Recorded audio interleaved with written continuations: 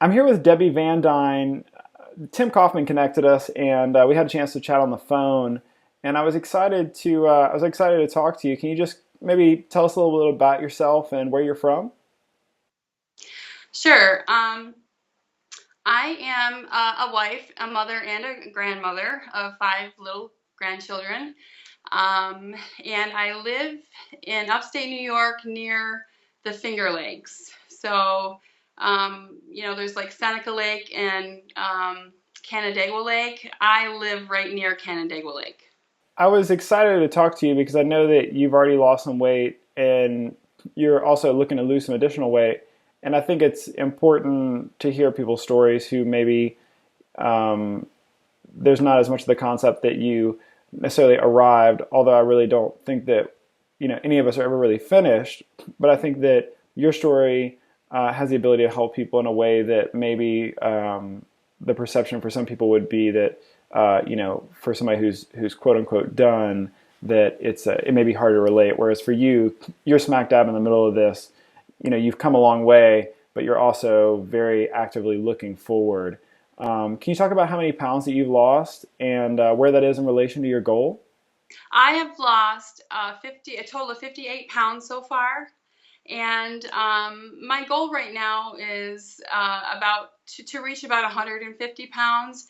And then once I'm there, I'll reassess. BMI is always, the charts always tell you that for me, I'm 5'6", so I should be anywhere between 124 and 160. So I kind of thought 150 was kind of like a middle ground for me. Um, when I was growing up, but just before I put on all my weight, I weighed about 125 pounds. So, and I was like about 18 then. So, um, but I have about 124 pounds more to go. 124, 125, yeah. Well, congratulations first off on coming this far, and also congratulations on your mindset of just looking forward, regardless of where you've come. You obviously have laser focus. Can you talk about your relationship with food and weight growing up? And I know you said also in there that you said when I started putting the weight on. So did that happen later in life for you, or what was that kind of transition to where you got to be your heaviest? I did. I was very thin. I was a normal child growing up, a normal teenager. Like I said, my thinnest weight as a teenager still was about 124 pounds, and my parents, I mean, we ate healthy. It was the standard American diet back then too, but my dad was really into a lot of like whole foods, and so any chance he could get, he would actually buy burlap bags full of oatmeal and granola and nuts and rice and things like that. So I grew up eating, beans even. I didn't like the beans that well. Like, I mean, I really didn't like bean soup, but as I got older, I learned how to make it myself, and I actually enjoy it. So, but I started gaining weight. I had an early pregnancy. I had my son when I was still a teenager. I was 18. And so I've gone through a lot of emotional things with that. Whether to keep my baby, to raise it, all those things that go along with, an early pregnancy. So, I just at that point, I don't know if I lost faith in myself or I just lost myself totally because I put my whole self into my son and the life that I wanted to create for him. And so, and then just the struggling from transitioning from just a small or just, like a teenager to all this responsibility as well. So I wasn't able to go to college and do the things that some of the dreams that I had, I wasn't able to do. And so I think, so part of that, I think a little bit of depression kind of sunk into me at that point, and I didn't really know where I was going. I was kind of lost, and so I turned to food as a comfort. And so, like, I lived alone with my son for a while before I ended up getting married, and I just, food was my comfort. So If I felt some sort of void, if I was sad, happy, it really did not matter what the emotion was. I just, I felt like, let's celebrate, or, I need a hug, but I can't get a hug from anyone, so, I just ate the food. How long was that between the time that you first started, you know, putting on weight to whenever you actually decided to kind of like make a change? As the weight crept on, I think when I was in my 20s and 30s, I kept my weight to about 200.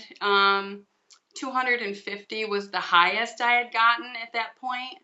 Um, and then I just, at that point, I was able to go on different weight loss programs, Weight Watchers, and I went on this one fasting one called the Cambridge diet, where basically you have two shakes a day and then a salad and a little piece of chicken at night. And so it was difficult, and I lost weight on all these little, these different diets, and then I exercised a lot, extreme exercise, and so I would lose weight, but it was never sustainable for me. There was no way I was able to keep it. I was able to keep doing that long term. And you said in an email to me, you said, most of my adult life I've been on every diet imaginable, most of them being starvation diets except for Atkins. Giving this plan of action to an obese person who has addictions to food doesn't solve anything. Can you talk about what you mean by giving this plan of action to an obese person who has addictions to food doesn't solve anything? Yes, because I think it doesn't teach a person who has an addiction to food. It doesn't actually teach them the proper way of eating. There isn't a balance there, and so for someone like me who relied on food as a comfort, and I turned to it for every little thing. It didn't really matter. Um,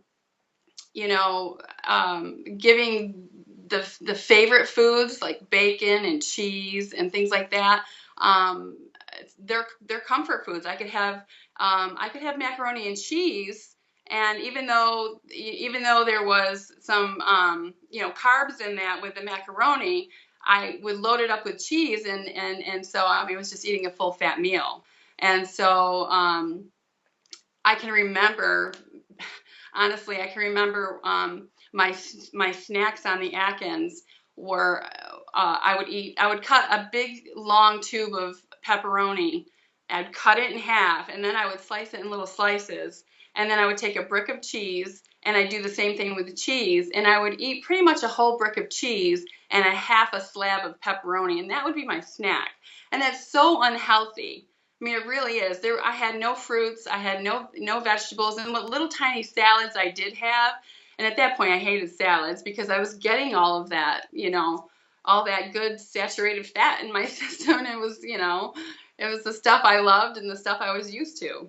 And just to clarify, when you say that you were eating the half a slab of cheese and pepperoni a day, that was on the diet that was recommended, or so say recommended. Yeah, I mean, I mean, I don't, I know there are some people that are successful with that plan, and so I'm not knocking it for them. For me, I saw that I was eating very, very unhealthy. I know that when you're piling that much fat into your system, yeah, I mean, honestly, in parallel, I had to work out really hard to even drop weight. It seemed for me. So, and I did, drop weight, but I just didn't. I wasn't feeling all that well. I wasn't going to the bathroom all that well. My face was oily, and I felt sluggish. All those things I was putting in my body just wasn't really doing me any good. I also developed severe kidney stones. And I battled that for a long time because I went into ketosis, and when I went into ketosis is when the weight really started dropping off. So I had to actually stay away from carbs altogether in order for that to happen, and it's just not healthy. I know you mentioned the kidney stones. I know that you also said that you battled some health issues. Can you maybe talk about the health issues that you battled? Throughout my time being, with gaining weight and things like that, and unhealthy lifestyle, I ended up developing hypothyroidism. And so I've had that for probably about 25 years, and just kind of battling that, and on medicines, and um, along with that, I would have heart palpitations, and I'd have to go to the ER, and then they would put me on another medication for that as well, to kind of control the heart rate and things like that. So I also have developed an autoimmune disease called Lichen's planus, and that is it's where your body will create rashes on different areas of your body. And sometimes it's very painful and it itches really bad. I haven't had that experience with this, thankfully, but it is very, because I get mine on my hands mostly. And so when you're out in public, and you see all these little red blotches on your hands, you kind of want to hide.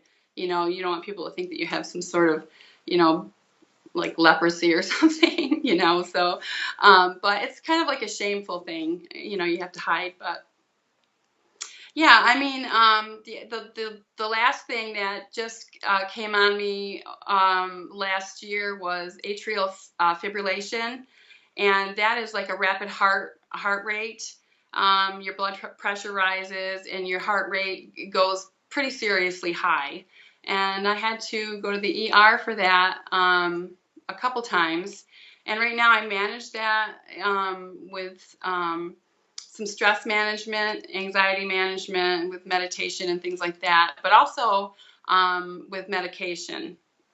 And my cardiologist said that he's very, very sure that I can at least minimize the episodes that I have by losing weight. So that was kind of what catapulted me into doing a plant-based diet 100%.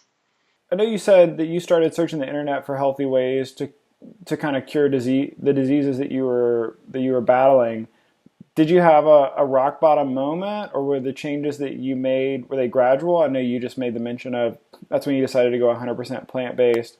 But as far as just once you started doing a little research and finding out more, was that kind of like at your lowest, or what was the real thing that kind of turned the page?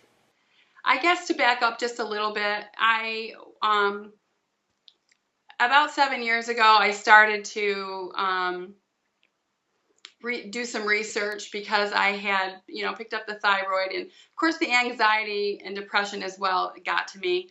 I developed, which I didn't mention to you in my email, but I did develop a blood clot in my leg, and it was a superficial, so it wasn't like life-threatening, but it really scared me. And this was about 6 years ago, and I started going online and just looking for healthy ways to get weight off. I had previously done Weight Watchers a year before that, or 2 years before that, and I dropped about 65 pounds, and I didn't keep it off. It just, as soon as some things happened in my life, I just, I went back to my old way, my comforting foods and that. So, but it wasn't until I went to my sister's house to help her move, and and I ended up going into AFib again. I mean, at that point, I was going into AFib like every 2 weeks. Before that, I was going into AFib maybe every 3 to 4 months.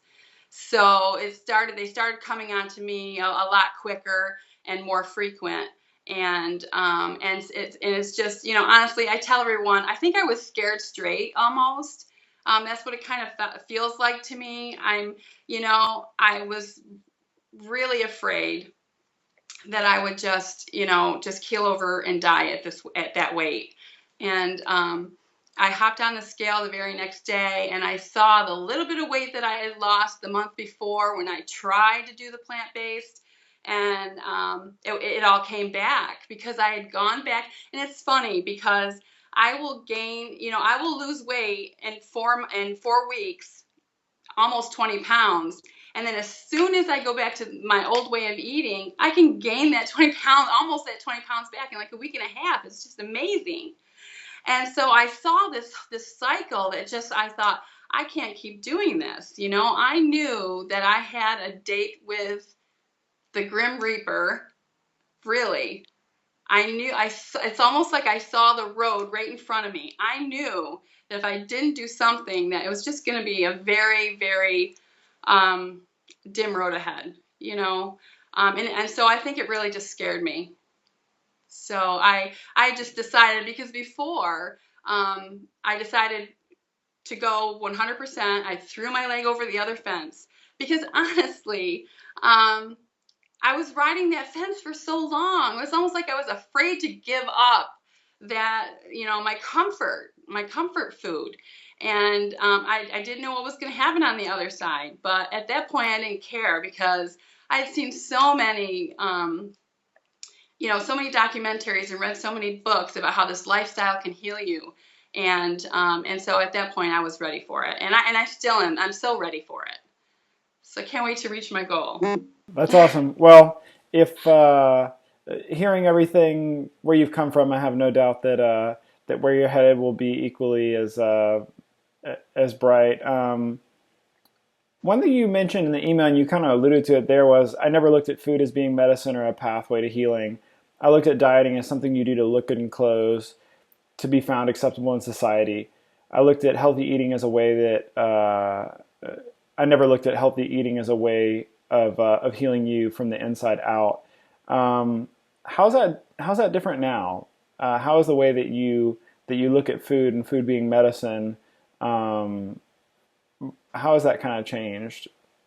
When I finally decided to throw my other leg over the fence, I kind of looked back and thought to myself, why did I ride that fence so long? And the thing is, fear was one. I was fear to let go of all my comfort. And two, I didn't really take the time to know exactly what I was putting into my body. It was food. I mean, I grew up eating the standard American diet.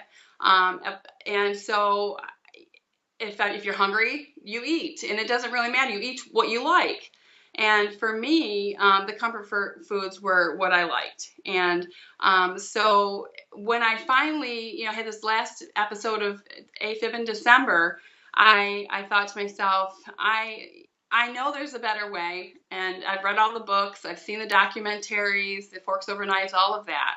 So I know it. I know it works. It's worked for other people, but it's not going to work for me unless I'm committed 100%. And I knew at that point I wasn't committed 100%. So when I threw my leg over that fence, I told myself, I'm not looking back. I know that this food will heal me. That way of eating will heal me. And so, yeah, I mean, I feel like, I guess the main thing, honestly, is just that I did not look at food as something that would actually nourish my body. I looked at it more as an external thing, as it will, it's something that I like and something that I can control, and something that would make me feel better emotionally, temporarily. Can you kind of take us to where you are now with all the health issues that you struggled with before? Have you seen improvements in those areas? I have. One of the things I had was hyperlipidemia, which is a lot of fat in the blood. And I just had some blood work done, and my cholesterol levels have dropped like 30 points. And I'm not quite normal yet. I'm almost there. In fact, I have blood work coming up in the next couple of weeks, and so I'll find out where he's doing blood work like every 6 to 8 weeks. So I'm kind of tracking all of that. My thyroid was rock bottom. It was at like 21.60, and the normal is like 0.36 to 3.4. So I was like, it was bad. So and so, of course, I'm on medicine for that at this point. I'm not sure what I'm doing, with that, with the medicine side of it. But at this point, I know I needed to get my thyroid back to normal, so to a most level state. So so I am on medicine for that, and the last set of blood work I had, it's 7.3. So I'm on my way there. Definitely seen a change in that. My energy level is, before I'd couch potato basically. I didn't feel like walking. I didn't feel like exercising, going out and playing with my grandkids. There was very, very little that I felt like doing. I had a hard time climbing a flight of stairs. When you're, 332 pounds, you on a 5'6" frame, that's quite large, and you just don't have the energy. And I wasn't 20 anymore, so so sometimes you can handle that just a little bit when you're a little younger, but when you're 52 years old, that doesn't, and you're that weight, it doesn't cut it. So breathing was very hard for me. I remember sitting in my chair, just watching TV at night, and I would have like an asthma attack. I could feel myself wheezing, and there was so much like fat around my neck that it was hard to lay down and sleep at night, and actually feel comfortable and get that nice, refreshing breath at night. So that's gone away. Like I said, that's gone away. The cholesterol is lowering considerably, and then my thyroid is starting to regulate. I've noticed with my AFib episodes that before I went over 100%, I was getting these episodes where my heart rate would go up to 140 to 160 to 170 beats, and my blood pressure would raise along with it. And now if I do go into it at all, it's more controlled. My heart rate is much, much lower. It's anywhere from 90 to 100 beats per minute. So it's not going up as high. It's not as rapid. And my blood pressure is staying stable, which is a miracle for me, because when I was 60 pounds ago, it was bad. It was, it would be anywhere from, 180 over 120. It would send me to the ER. That's how bad it was. So a lot of improvement in just such a short time, because I've been doing this 4.5 weeks, full 4.5 weeks, 100% all in, not looking back. And I've just seen so many changes, not weeks, I'm sorry, months. So many changes. That's all fantastic. So, I know you mentioned before you were a dining out junkie. Um, are you cooking more now? Because it sounded like before you really didn't cook a ton. No, I didn't cook. My husband and I basically went out to eat every meal. We're empty nesters. Our kids have been gone out of the house for, I don't know, 15 years, 10, 15 years, and have families of their own. And, so we don't cook anymore. And if my husband, if we did any cooking, my husband would do it, because he's kind of the chef, per se. But he would always cook high fatty meals, full of meat and butter and cheese and all of that. So, but that was very rare, and we always went out. We always went out to eat. Always. I cook. We both cook. We've learned to, the web is like a miracle for people who want to learn something. So, for us, I just scoured, YouTube and websites and things like that, and what people were eating on a plant-based diet. Also, some of the books, like Dr. John McDougall's book, The Starch Solution, has recipes. Dr. Esselstyn, same thing. His wife actually does a lot of, cooking and recipes, and his daughter as well. So I just look through to the internet basically to do that. And yes, I am cooking. I cook my own things, and sometimes I come up with some really good concoctions of my own. So, but for, one thing I want to touch on is the whole transition part, because for me, And then doing this with my husband, who was a serious carnivore. I mean, trying to get this man to release meat was like pulling some serious teeth, you know. So he, it was a fight. But anyway, finally, you know, he comes on board. He's a diabetic, and his numbers are really improving considerably. So he's off 2 medicines, and he has 1 more to go. So we're doing this, you know, we're doing this together, and he's doing very well. So, but yeah, I make up my, you know, I'll make up recipes, and I will cook. I have some online that I'm trying to you know, get out there for people to kind of help them transition. Because for me, I had to find foods that I love to eat. If someone told me I had to eat a salad every day, like you have to eat salads, you have to eat greens, I'm sorry, I can't. It's not that I don't love salads.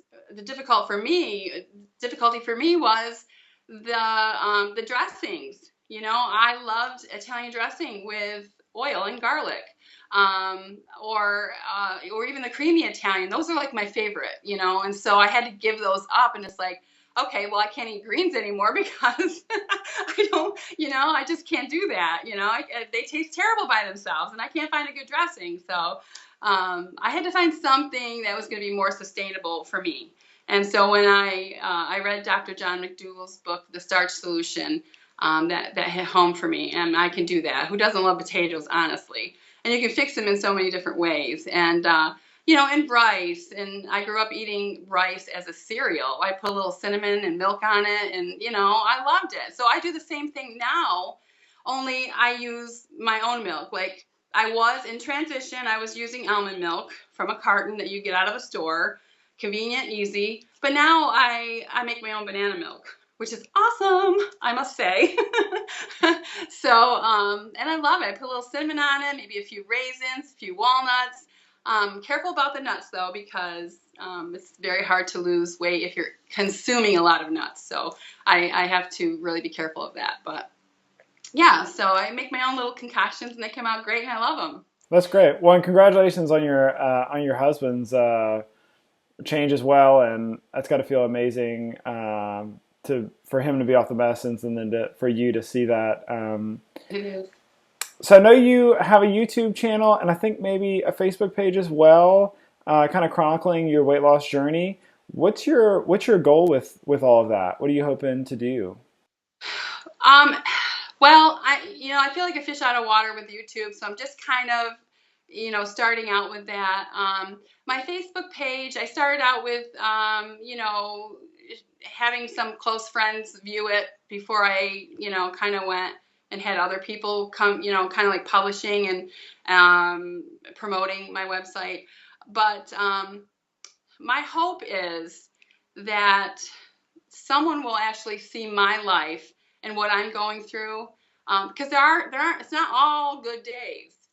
As high as you are on this, there's, you're human, and they're not all good days. So you do have some emotional letdowns, or even the scale lets you down a little bit, and you just, you have questions. It's all a learning process. I want people to see that, I'm just a normal girl, trying to be healthy, and trying to be healthy from the inside out. I'm not doing this just to lose weight. However, losing weight obviously is a huge benefit of this plan, of this lifestyle, but it's more than that for me now. Before it was, I want to look good in this dress, or I have a wedding coming up and I have to lose 20 pounds, or, people go on this, it's so crazy, especially women, and so I want to show, especially women, that, you're human. The main thing is to get back up. You have a bad day, you get back up. In the past, I used to have a bad day. For example, I would have something like a donut mid-morning. And then I would say to myself, oh, darn, I screwed up. Okay, well, I can have that pizza tonight and French fries, and, I used to do this so much. And if somebody can look at my website and see that, oh, she had a bad day, whatever that bad day is, but she hopped right back on the trail.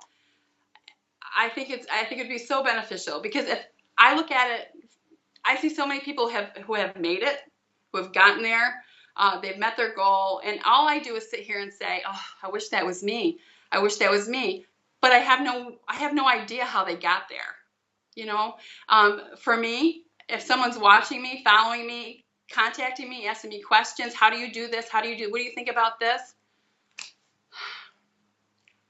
I don't know. I really hope that whatever my experience, my lifestyle, what they see will encourage them, inspire them, help them. One thing that you said that I just wanted to mention that I thought was a great quote was, changing is not easy. If it were, everyone would be doing it. There wouldn't be sickness or obesity. Who goes around saying, I think I'll be obese today? Who goes around purposefully setting themselves up for disease and premature death? Um, just kind of with that in mind, if you had an opportunity to sit down with somebody who was at the beginning of this journey, who was where you were, 6 months ago, a couple years ago, what would you tell them as some inspiration to help them realize that change is possible? That even though you may have eaten a donut yesterday or the day before or weeks before, or you may have slipped up, not to give up. What would you tell them to help them to keep on going towards their goal? I think the main thing is don't give up. So many times when we're our hardest critic, we beat ourselves, especially when we're overweight, when we already feel like we're in a pit. We beat ourselves up so much. And if you can just look at yourself and almost like, see yourself sitting right next to you and look at this person. What would you say to this person that feels like they don't have any hope? I want people to know that they do have hope, that there is hope, that there is light at the end of the tunnel, that we're human and we make mistakes. And, when you know better, you do better. I love that quote from Maya Angelou. I love it. Because honestly, when you know better, you do better. So you had that donut. Have that donut. Okay, you had the donut. So don't beat yourself up. You just hop back on the saddle and you keep going, because the next day is going to be better, and so is the next day. And before you know it, you're going to reach your goal. That's great advice. And what would you give to yourself, a couple of years ago? If you could go back and give that advice, would it be the same? What do you think maybe would have motivated you at that time? I think seeing someone actually go through it, go through the ins and outs of every day, the struggles, the good times, because there are a lot of good times, a lot of good things that go along with losing weight and getting healthier. I think for me, like I said, I sat so many times. I sat and just wished, I'd see a success story and I would wish it was me. And how can I get there? How can I do this? It seems so far. It seems unreachable. When you're 332 pounds, it just seems so daunting. Like, how do I get to 150 pounds? And in this day and age, everything's so fast. You want to lose weight fast. You want to run fast. I mean, everything. Everything's at all fast pace. And so if you could just slow down and take a deep breath, and do your research. I mean, I think that's huge as well. Do your research and have confidence in yourself that you can do this no matter what. That's great advice as well. And lastly, where can people connect with you and find out more about what you're doing? Well, I have a Facebook page right now called Miss Daisy's Plant-Based Life. And basically right there, I'm just kind of chronicling. I just started that too, probably about 3 weeks ago. So, but I'm getting a lot of good responses from that. People, contacting me and asking me a lot of questions and wanting help and things like that, which, I absolutely love, because if I can just help one person, I'd be satisfied, I don't want people to struggle like I've struggled, and it's a horrible thing. It really is, to be trapped inside your own body and your own mind. So so I do have a Facebook page, and I have the YouTube page. Same thing, Miss Daisy's Plant-Based Life. You can find that on YouTube. I don't have a website yet. I'm just trying to take this a little bit slow. So. Well, I'll make sure and share all of that in the show notes. I just want to say, Debi, thanks so much for the time. Thanks for putting yourself out there, for sharing your story, for being an inspiration for people, and for also seeing the value in the journey and in the day-to-day successes and struggles. And I'll look forward to hearing from you. And we'll have to put something on the calendar and do a check-in. I'll look forward to interviewing, not that this wasn't great, but I'll look forward to interviewing your 150-pound self as well. Yay. Yes, I can't wait. Okay, well, thanks again, and we'll talk to you soon. Okay, thank you, Jason.